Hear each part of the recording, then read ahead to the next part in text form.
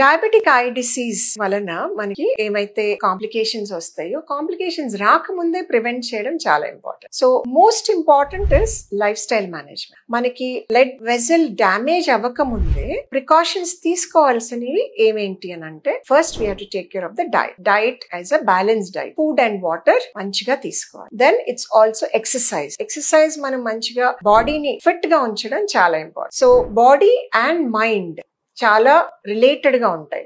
మనకి ఎప్పుడైతే sleep disturbances ఉంటాయో because of any tensions or any other reason, sleep disturbance వల్ల కూడా blood sugar fluctuate. Then our thought process, మన mind మనం సరిగ్గా పెట్టుకుంటే చిన్న చిన్న వాటికి ఎక్కువ ఆలోచన చేయడం అలవాటు ఉన్నప్పుడు కూడా ఈ ఎమోషనల్ స్ట్రెస్ ఎక్కువైపోయి బ్లడ్ షుగర్స్ ఫ్లక్చుయేట్ అవుతాయి. సో ఆల్ 4 ఫ్యాక్టర్స్ ఇప్పుడు చెప్పినవి బ్యాలెన్స్డ్ గా ఉంచుకోవాలి. To make your life feast, let's follow this first.